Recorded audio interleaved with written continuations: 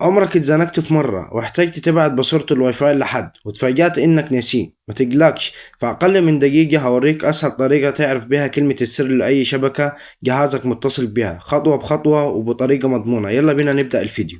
اول حاجة بتاجي على الشبكة اللي انت عايز تفتحها زي كده، بتاجي تدوس عليها تمام، او عايز تعرف كلمة السر. بعد كده بتدوس على الشبكة وبتجي على كلمة مشاركة زي ما انتم شايفين كده، وبتديله الهوية بتاعتك.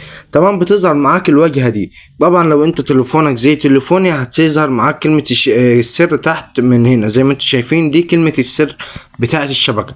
لكن طب يا امير ما ظهرتش معايا كلمة السر دي، اعمل ايه؟ كل اللي عليك هتاخد الصورة دلوقتي زي ما احنا شايفين كده، هناخدها سكرين شوت. تمام، بعد كده هنروح نحمل برنامج ونرجع لكم تاني. كده تيجي على المتجر بليه، تمام، ولازم تحمل البرنامج ده عشان يعرفك كلمة المرور او كلمة السر اللي انت عايزها. بعد كده بنيجي هنا بنكتب شبكة زي ما انتم شايفين. اول ما كتبنا شبكة واي فاي ظهر معانا القارئ الباركود. طبعا ده هنحمله زي ما احنا شايفين كده وننتظر دقيقتين بالظبط، وهرجع لكم تاني اول ما يتثبت. زي ما انتم شايفين يا جماعة اتثبت معنا. نرجع ندوس على كلمة فتح كده زي ما احنا شايفين كده. تمام، هيحمل معانا ونديله كل السماحات بتاعته. تمام، بعد كده استخدام النسخة المجانية او اعرف المزيد. طبعا هنعمل استخدام النسخة المجانية.